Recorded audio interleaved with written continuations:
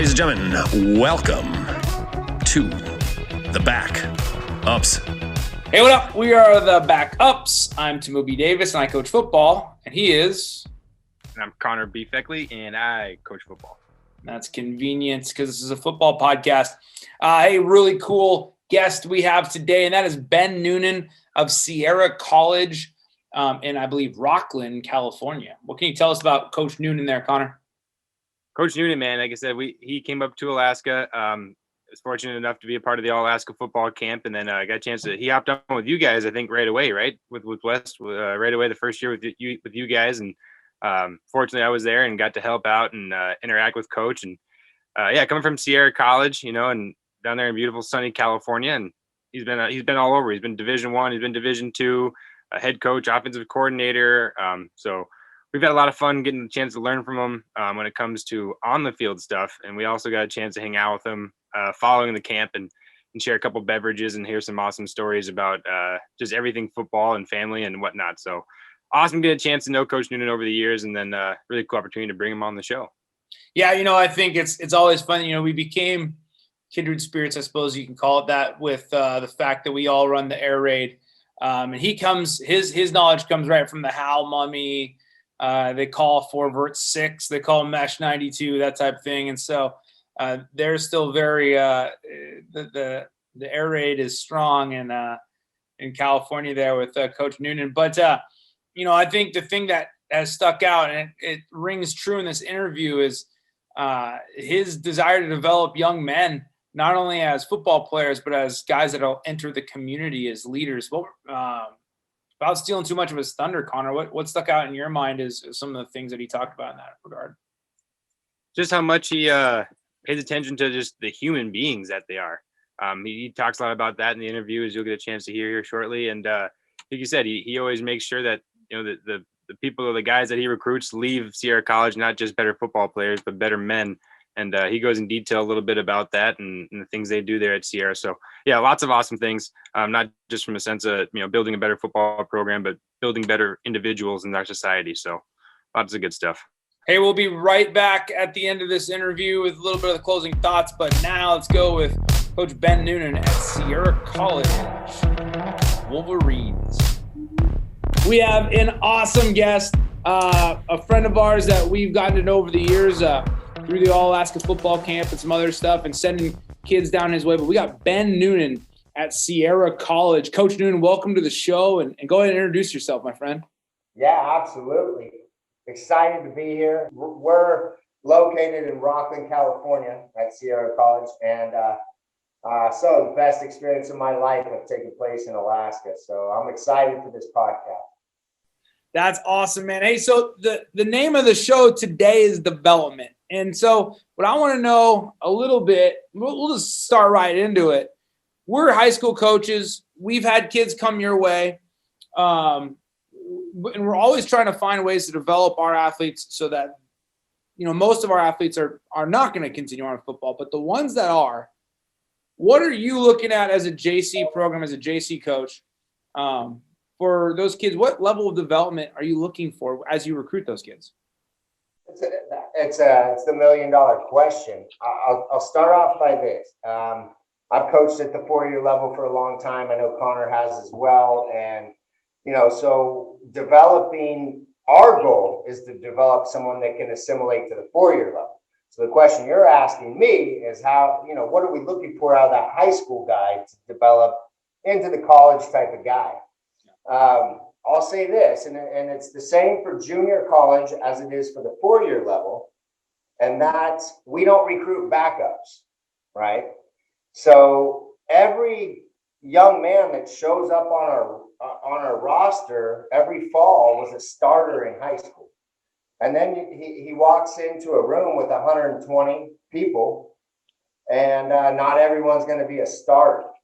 So a lot of those guys fall off, and they can't handle the adversity of not being the man, so to speak. And so we really try to develop them, and it's way better when we get them from a program where they understand the grind. They understand, hey, I got to earn this. I might be 6th on a depth chart, but in the end, if I stick it out, I'm going to get some playing time and it's going to be worth it. No, absolutely. And I guess just going off of that, Coach, then so you develop them physically for that. What are some other things that you might have to do to develop them mentally? Like you said, for those kids that might come in, not or thinking they deserve a starting spot, don't get it. What are kind of things you kind of help to, ease that process?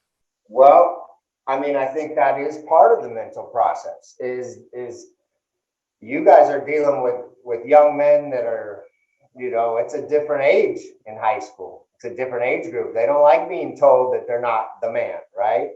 So at some point during their high school career, as they're about to move on to the next level, they have to have that talk with their mentors, with their coaches in high school about, hey, look, you're going to go through some adversity. This is not going to be easy for you.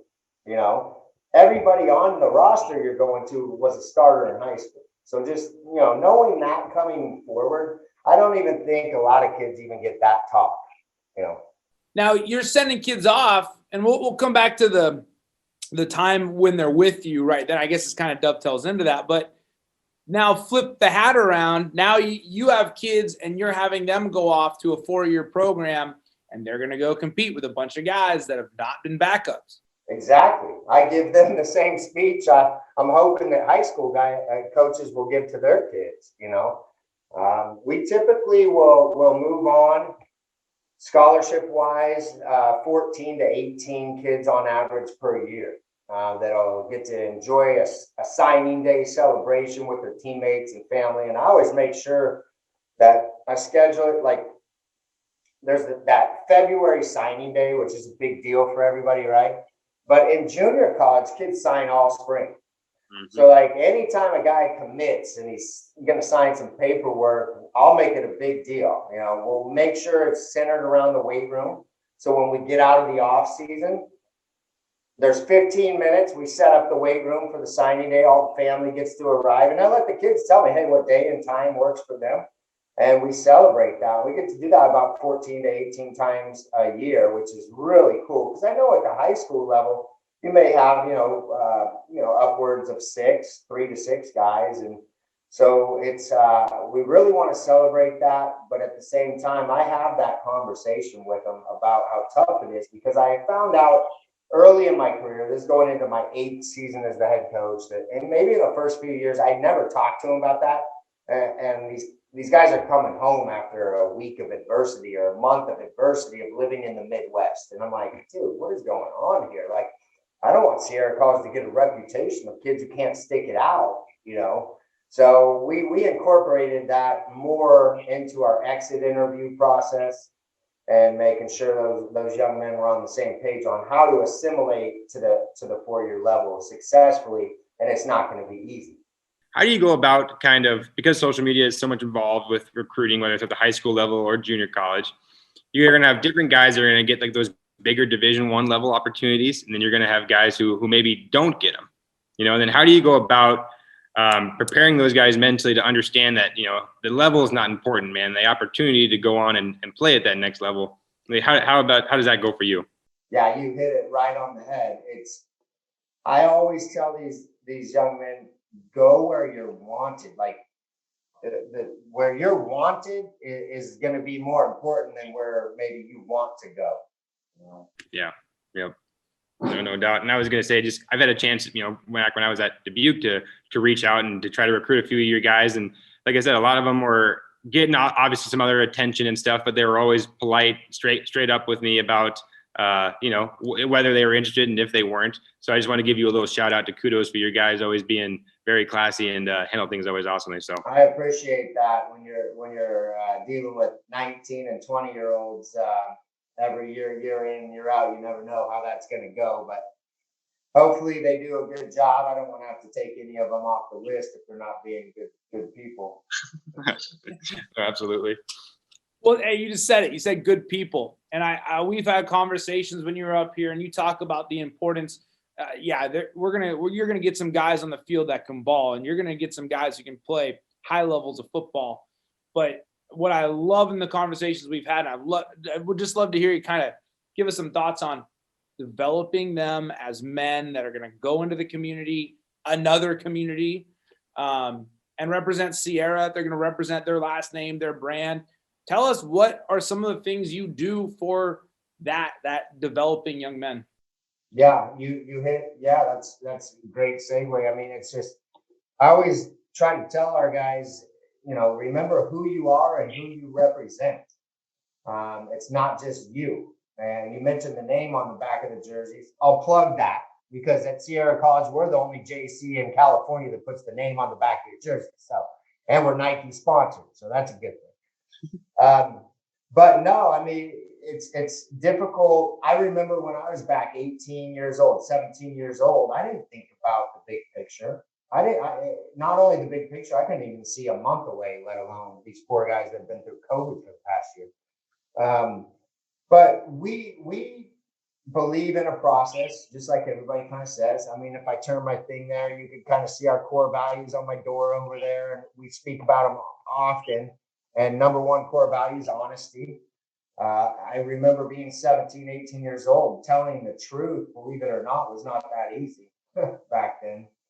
But it's a huge core of our program. So, we try to make sure when they leave here, it's not about the football player only, right? And that's what you're getting at. And over time, I feel like we've done a much better job of that here at Sierra College, and I think that's what it should be about in coaching. You got to understand, I mean, I coached at the Division I and Division II level in Texas and Alabama, and I've seen some cutthroat tactics out there where it was just about winning.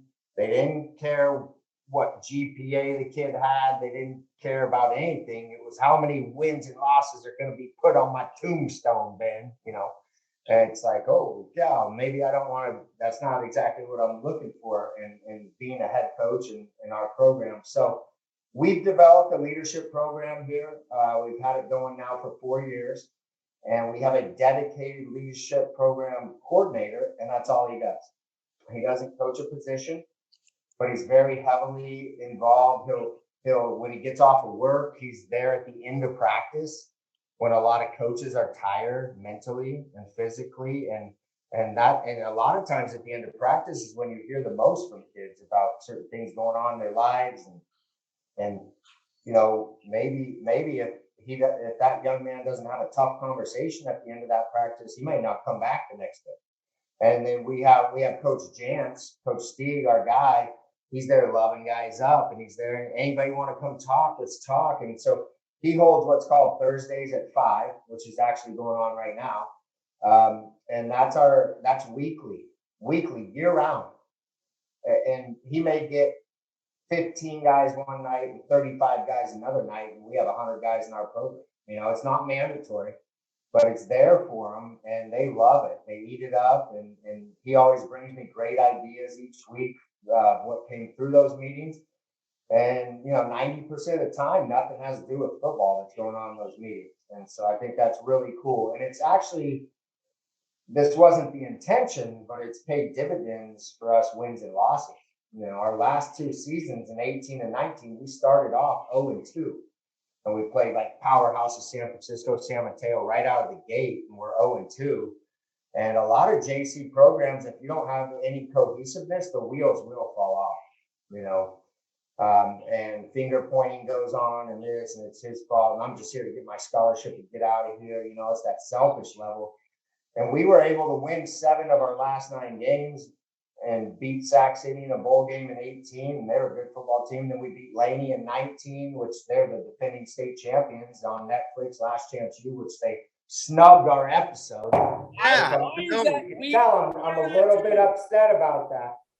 I'll be honest, after talking to, in full disclosure, everybody watching, Quentin Pilcher played in that game. He's a West High grad. So when I found out that Laney was playing, I didn't even watch episode 1. I went right to the last episode, and I'm like, no, this wasn't the last game. Sad. They wanted them to go out winners, apparently. So their last episode, they won a game. I don't know. QP, Quentin, as you referenced, it was the bowl game MVP also. Yeah, absolutely. I saw him last night at Dick's Sporting Goods when I was going through there. He's near and dear to my heart. He's one of my favorite kids. He still is Unbelievable. He's still my daughter's favorite player that we've ever had, and she knows the rule that no, she's not allowed to talk to quarterbacks. Oh shoot! No, that's good stuff, man. And I was just gonna say, Coach, going off of kind of what you were saying about building that culture for building better men and not being in that selfish league, as people will say about the junior college. Yeah. And like I said, from the outside looking in from junior college, a lot of it might be those not taken as seriously. Guys are just there to get in and get out. But obviously, like you said, you've been there now coming into 8 years. You've been able to build a culture there, and obviously, it carries over for more than just football for those guys' lives. I mostly just wanted to give you credit for that. I'm trying to think if there was a question for it, but mostly it's just I just appreciate that, because there's not a lot of junior colleges out there, and having known you and recruited your guys, you can see the difference that culture at that level can make moving forward. So yeah, I appreciate that. We work hard at it. It's not easy. Sometimes we'll have a young man for 6 months in our program, sometimes 3 years. Yeah.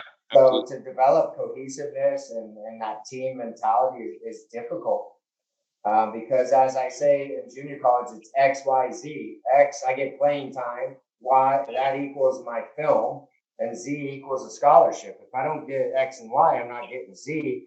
And so that's a difficult thing to overcome with young men, and I keep that in perspective. I'm not sitting here acting like I'm a junior college head coach and we're all here to be best friends and do all that. But I try to get them to understand this could be some of the best times of their lives.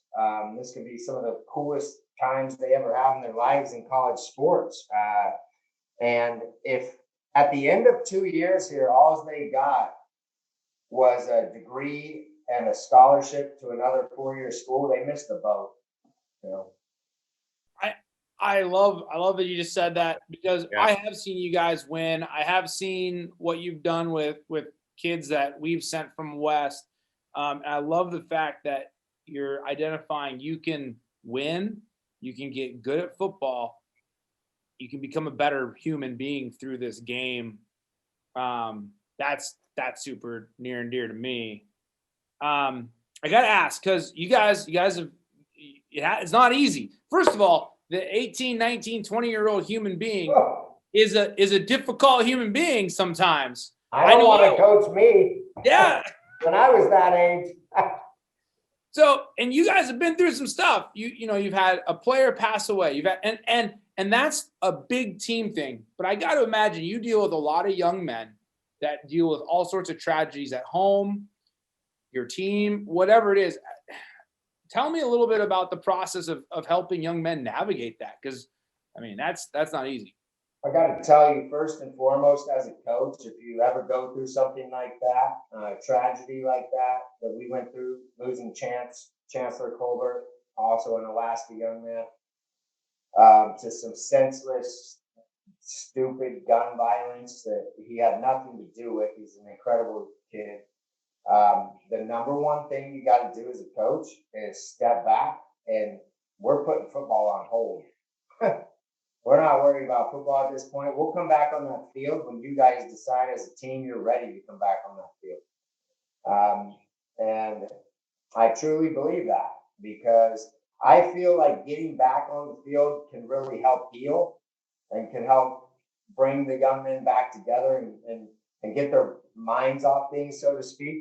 But maybe we don't want them to get their minds off it for a while. Maybe they don't want to get their minds off it for a while. So you got to give them that time as a coach, and so you need it as a coach too, not just as a player, to kind of wrap your head around something like that that's happened. And yeah, I got his mom is incredible. We stay in touch often, and she got me this little Alaska deal. I got the glare going. It's a terrible glare, but I don't know how. There we go. Yeah, and that's Chance right there, returning an interception for a touchdown.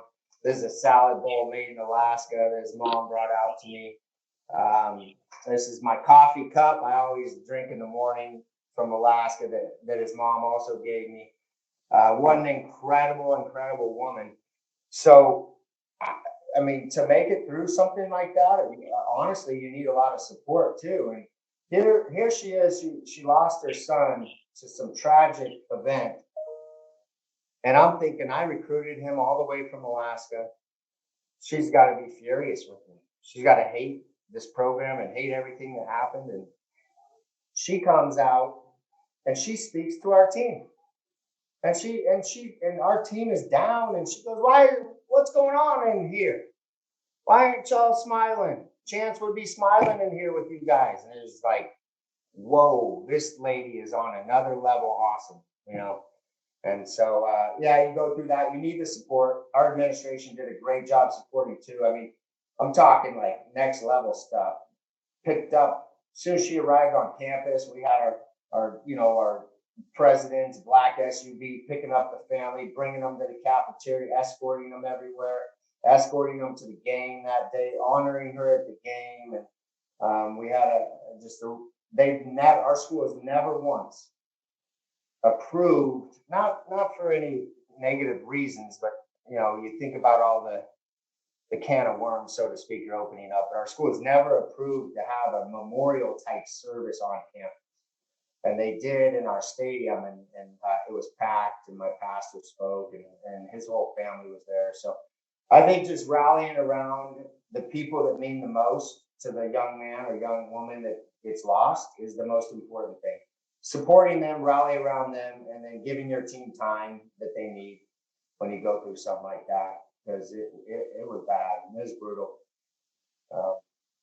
His locker, we retired his jersey number, and his locker, number 27, is in there right now, still full of all of our players' gloves and hats and beanies with his number on. It's tough to talk about, but Yeah, Coach, and like I said, I appreciate you taking the time to talk about that, and I wanted to give you a credit again, from afar, getting a chance to just follow you on Twitter, but not only you, but and all your players, and from not being there in the situation, but knowing about it, knowing Chance, having met you, I mean, I could feel how powerful the situation was, and how much of a difference you were. You said you were taking it back. Football was taking a back step to what was going on, and that was very evident in how those guys, your players, were saying things on social media, and then it became evident in how once football got back on and going, they were playing for more than just a game, and I thought that was so cool. I mean, to be honest, I was tearing up last night thinking about it, just how powerful that was. Like I said, and I was miles away in the Midwest, and I was following you guys every movement, everything. It was just incredible, and so. Just wanted to give credit to you because I thought, like you said, there's no easy way or maybe, best way to go about a situation like that. But we say as coaches, there's no playbook for that. There is no playbook for that. And it was, we finished up the season, last chance whatever, last chance versus, one chance, and one chance took the win. I'm always interested. Man, I love ball. I love talking about 92 mesh. I love it. I love it, baby. I love it. The good Lord above has me on this earth for more than dialing that up in man coverage in the red zone or whatever. You know what I mean? Like and so to hear just life from coaches is so big. Talking about life, you got a family. Tell me a little bit about work, family balance. How do you attack that? Well, since they kicked me off of campus, I'm back in my office right now, which feels amazing. I've only been back in my office the last 3 weeks, but they told me I couldn't come to campus. So my wife enjoyed that over the last year. I think she's gotten a little used to it, and so the last 3 weeks, I could tell she's getting a little bit like, hey, where are you going? I'm going to work. But it's been great. I got a 10-year-old son, little Benny. I got a 7-year-old daughter who is the only girl on her baseball team, and she loves it, and she kicks their butts. And my wife, Joanna, we've been together, a long time now, almost 23, 24 years.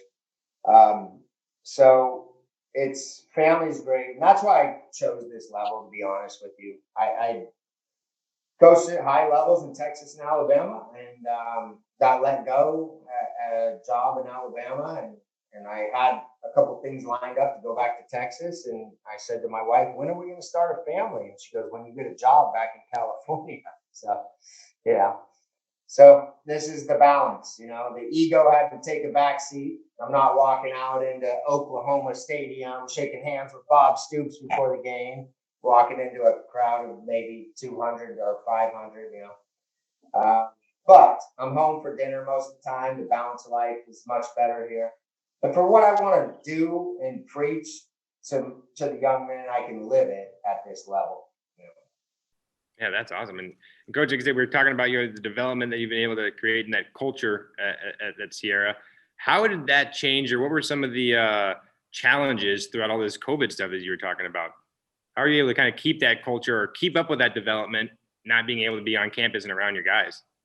So we previously hit on it a little bit. We have our leadership Zooms 5:00 weekly. We also have a team Zoom meeting 1:00 every week. We're all over that, believe me, including myself. But the check-in's important. It's important to do it whether you want to do it or not, as a player and as a coach. And then position meetings, having assignments due, because what's kind of cool is our class, our football team course, whether it's off season, in season, summer, is set up as a class. So it's like a class in the class schedule, as you know. And so we can go into what's called Canvas is what we use. Some people use Blackboard, and we can create assignments for everyone in the class. So and so you create certain assignments they got to do. And if a certain guy hasn't done one for 3 straight weeks or isn't in the Zooms, then, you got to follow up with them, see what's going on. We've lost a few kids. It's unfortunate because I think they would have been scholarship kids that could have got their school paid for, and they got used to a little paycheck from, McDonald's or something. And they're used to paying their own bills now after a year. And they're like, Coach, I'm just going to get on with life. And it's like, oh, dude, you could get your school paid for. You could do more than just, work at the local fast food restaurant. Yeah. But so there's challenges. That's been hard. We use a software program called Team Builder. It's very user friendly. And actually we adopted it for the football program.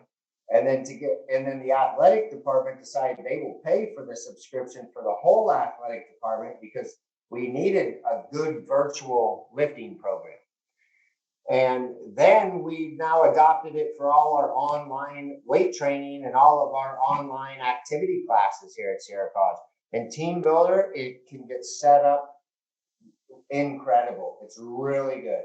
It's really easy to just embed a video demonstrating the lift. And you can grab from all over. And our guy, Coach Diaz, our offense coordinator, he came up with that, or he found it, researched it. And if you guys ever ended up going that route, he would be more than helpful for you. Hey, so we're running up on time. Connor, what are any final questions, thoughts that you got for Coach Noonan?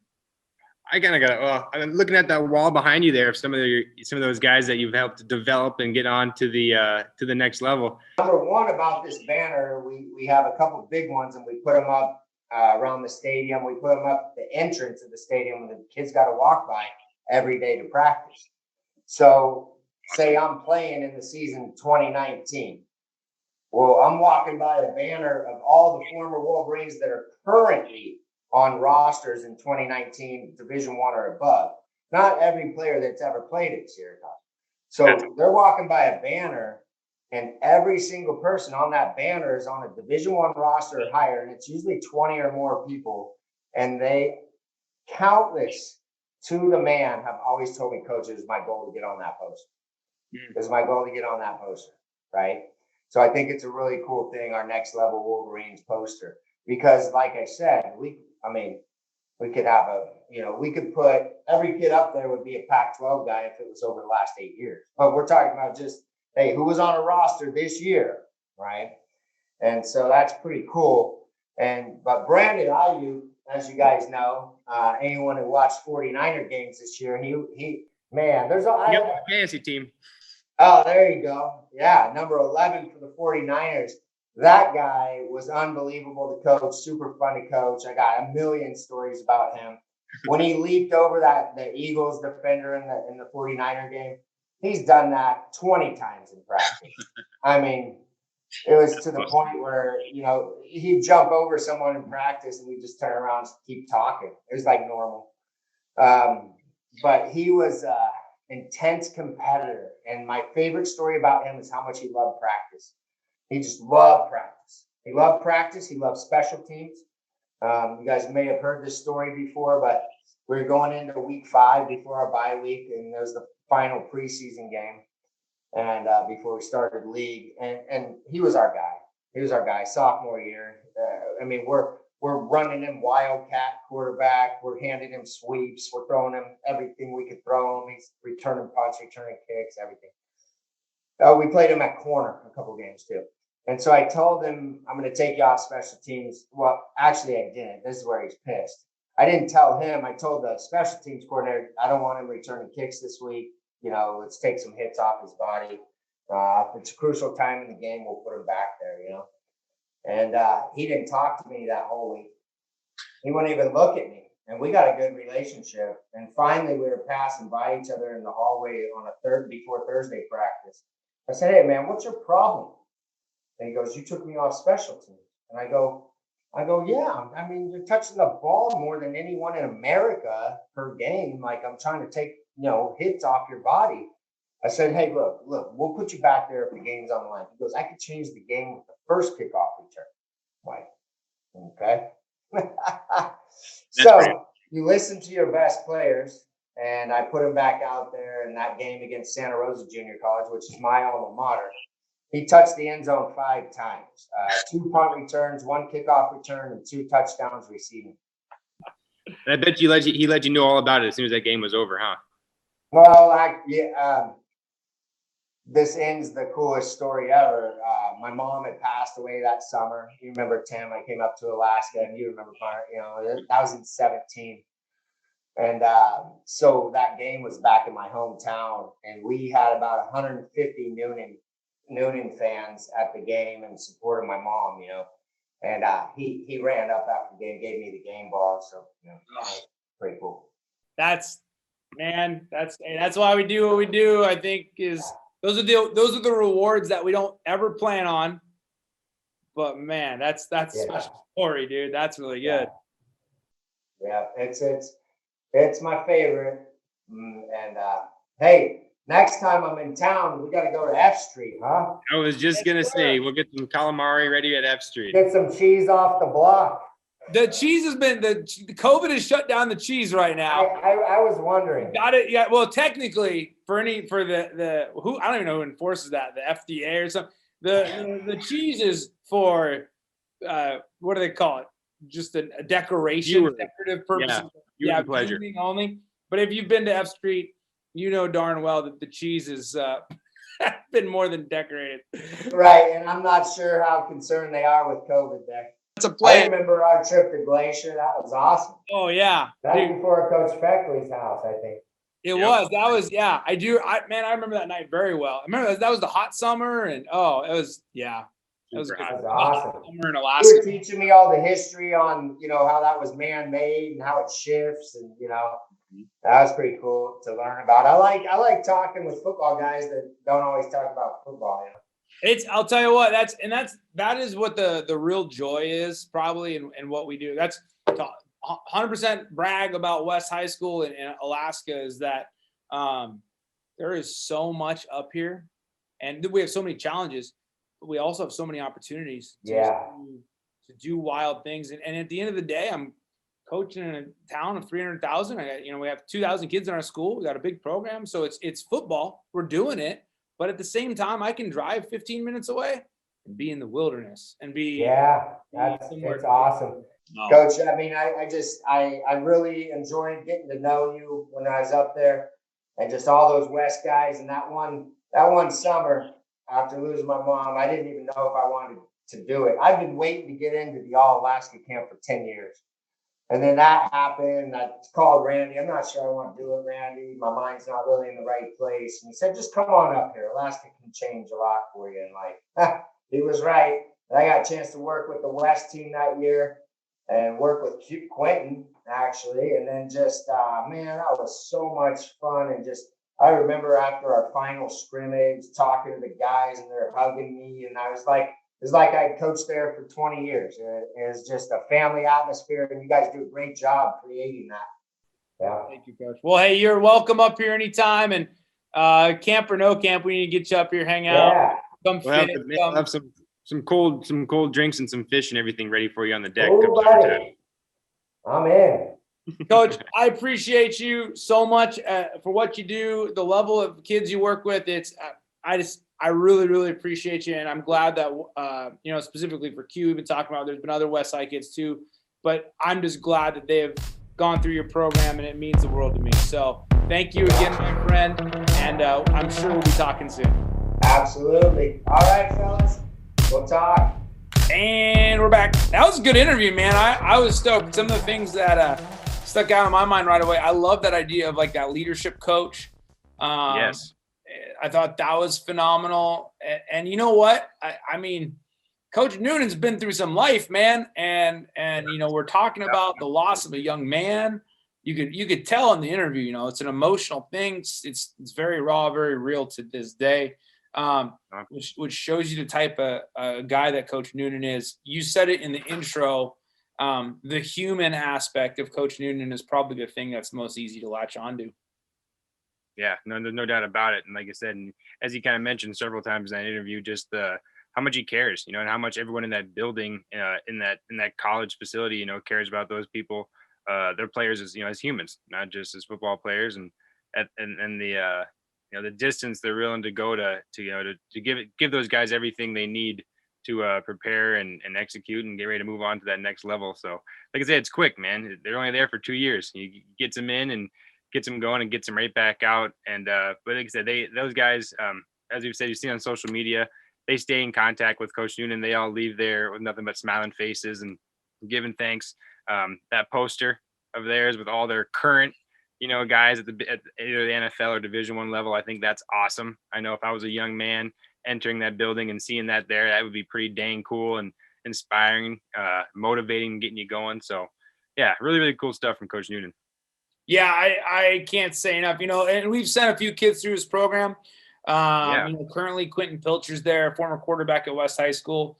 We had Dan Bradbury, who just went on to Sac State. So we're seeing kids that have entered that program and left that program and had increased opportunities. But it's one of those, we see Last Chance U, and we didn't really, we talked about it a little bit, but the Last Chance U is kind of given junior colleges some degree of black eye. I mean, sometimes it's not the most flattering look at it. And certainly for the junior college level. Yeah. I mean, that is for sure. Like you said, predominantly, a lot of the guys leaving here go to junior colleges in California. And so I guess this last season, you got a little better idea of what it's like, but a lot different than the ones out in Kansas from those prior 2 seasons. Yeah. And I think it's super important to understand, when you get to talk to a Coach Noonan or some of these other guys that we happen to know, we'll have to get on the show. They care about their guys, and they care about not only the development of where they're at, but where they're going. There's that saying, the big time is where you're at. And I have no doubt in my mind, for Coach Noonan, his big time is just winning championships for the Wolverines. I mean, that to me seems to be his alignment. And I think he's in a good spot with that. Versus maybe you see the in our culture, in our coaching culture, there's a tendency to want to look for the next biggest, best thing, better thing, grass is greener, all that stuff. And Noonan is an example to me of a guy who's really changing people's lives and doing it while playing a high level of football. Yeah, and winning games too, man. So best of all worlds. It really is. Well, hey, that was Coach Ben Noonan. We hope you guys enjoyed that. We will be back around this week. We got on docket, we got the sports guys. We're looking forward to sitting down to interview with those guys, learn a little bit about how we as coaches interact with the media. That's going to be a can't miss episode. But other than that, I'm Timbo B. Davis, and I coach football. He is Connor B. Feckley, and I coach football. That's convenient because this was a football podcast. We're out. Have a wonderful night, everybody. Peace out.